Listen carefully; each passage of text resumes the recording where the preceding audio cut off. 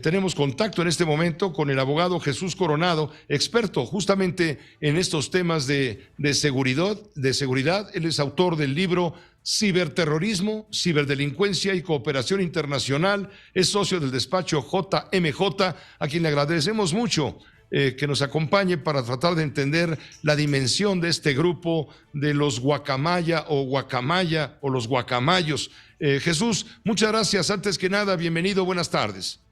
Muchas gracias, mi estimado Pepe, por la invitación. Un gusto estar aquí contigo y con todo tu auditorio.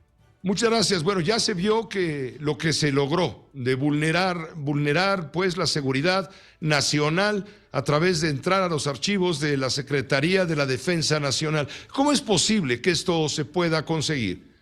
Mira, hay diferentes vías, Pepe, para que se logre este tipo de situaciones. Ahorita vamos a entrar en un gran escenario de diferentes dilemas, de diferentes y muy variadas versiones, porque ahorita estabas tú narrando muy atinadamente que se debió a una falla, a una brecha, a una ausencia en un parche de seguridad de Microsoft Exchange, de esta ausencia a lo mejor de controles por parte de lo que fue la Secretaría de la Defensa Nacional, ¿no?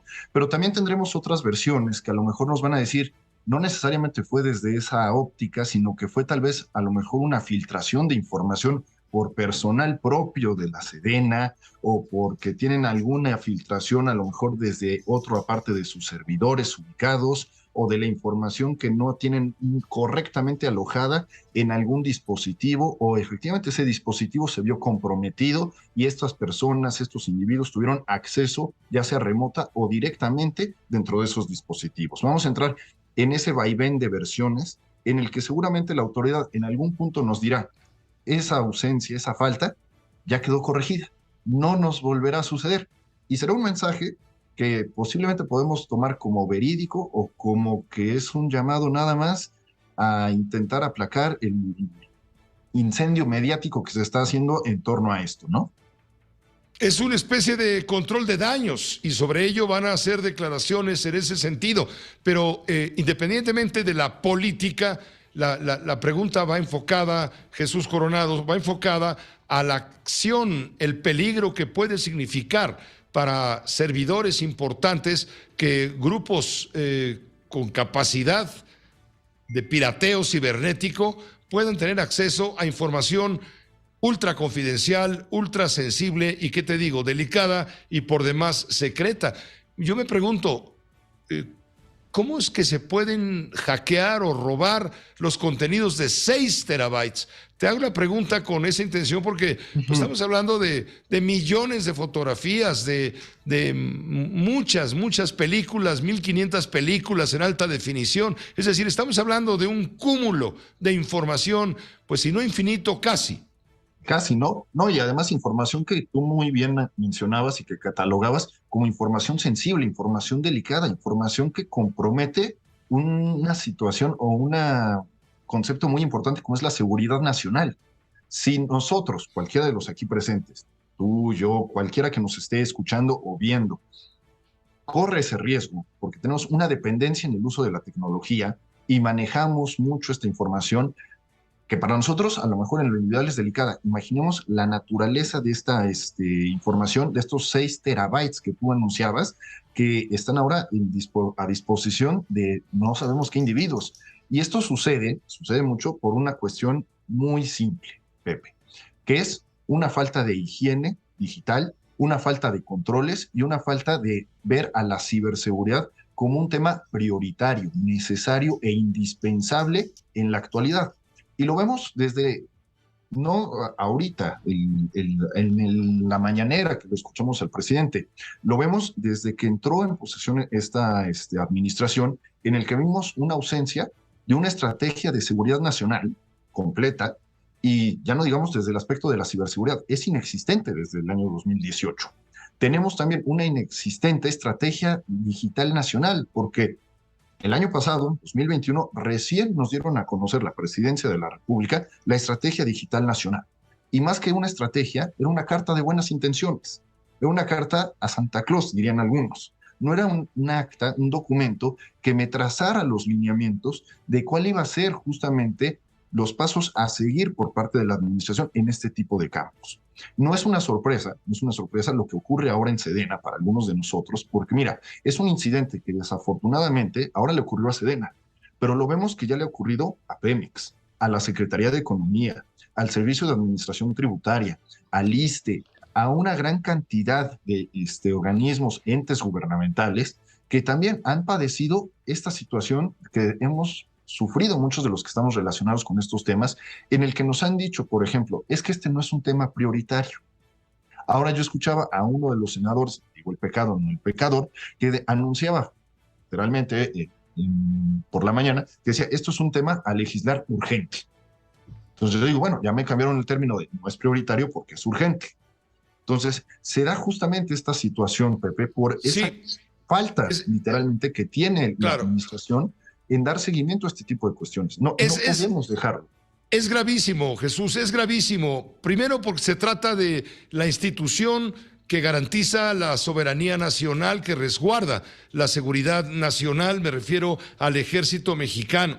Y segundo, bueno, pues porque pone en entredicho la incapacidad que ha tenido justamente el ejército por carencias de alguna índole que no nos han explicado, de no tener los suficientes cortafuegos o defensas o blindajes para evitar que se dé esta fuga de información. Imagínate toda esta información. No me refiero a la información política, ni siquiera sobre la salud del presidente, sino información sobre la disposición de tropa militar, sea del ejército o de la marina, en aduanas, en aeropuertos, en puntos clave. Todo lo que abarca la seguridad nacional, porque hablamos de la seguridad nacional y no es nada más a lo mejor la salud del presidente, y ellos mismos lo anunciaban. Este grupo de hacktivistas se jactó, vaya la redundancia en cuanto a términos, en que la salud del presidente era el menor de los importantes de estos documentos. Hablamos efectivamente de un tema de seguridad nacional, temas que comprometen, como bien señalaste, la soberanía, la integridad del país como tal, que es la defensa ante fenómenos muy graves, sobre todo en un país como el nuestro, que hacemos una lucha constante, por ejemplo, contra fenómenos como la delincuencia organizada, contra lo que es justamente la estrategia para contribuir a lo mejor en el tema aduanero, ¿no? En el tema de las fronteras, con los movimientos migratorios que también vemos en ambos lados de nuestro país, tanto de la parte norte como en la parte sur, ¿no? Como en la parte también que vincula también a la Secretaría de Marina, por ejemplo, con los temas de los mares. Es una gran cantidad de información que no puede estar, digámoslo, así de vulnerable, así de expuesta, porque es muy sencillo.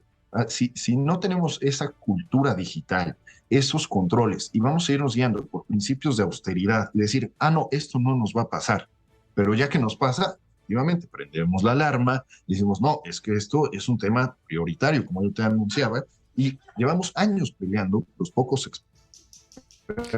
pocos que somos apasionados de estos temas, que hemos estado haciendo algo, no vemos esa estrategia por parte de muchas de las autoridades o esa falta de capacitación en los sectores donde sí hay especialistas, porque efectivamente sí los hay. El problema es que ¿dónde están esos recursos? ¿Dónde está esa inversión en capacitación? Esa inversión en actualización, porque el tema de la tecnología nos va a ir rebasando. O sea, ahorita lo vemos a lo mejor desde esta filtración muy sencilla, pero mañana nos puede surgir una amenaza totalmente mucho más grande. ¿Cómo le va a hacer frente el Estado? ¿Cómo va a hacer frente el gobierno? ¿No? Jesús Coronado, te agradezco muchísimo el habernos ayudado a contextualizar y a entender la fuerza, la profundidad, la importancia de todo esto, porque cuando lo comentamos, quienes nos dedicamos a la información, pues somos mal juzgados por el gobierno de la Cuarta Transformación, pero en este caso estamos hablando con alguien experto en estos temas que está alertando, advirtiendo el peligro que puede significar este hecho. Y efectivamente, la salud del presidente, claro que es importante, es relevante, desde luego, pero no es el tema fundamental. El tema de fondo, y ahí es donde tenemos que ser muy cuidadosos, el tema de fondo es mucho más grave, se refiere efectivamente a la seguridad nacional. Jesús, te agradezco muchísimo, gracias por permitirnos este enlace con la audiencia de Grupo Fórmula. No, hombre, un gusto, Pepe, encantado de participar contigo y sí, sobre todo alertar en este punto de que ahorita nos estamos hablando a lo mejor con unos hacktivistas, mañana posiblemente hablemos de ciberterroristas, con otra intencionalidad, puede tener otro grupo este tipo de vulneraciones. Ahí es donde está la parte medular, la parte grave y la parte donde debemos tener mucho cuidado y tener mucha atención y preocuparnos y alertarnos desde ese sentido. Muchas gracias.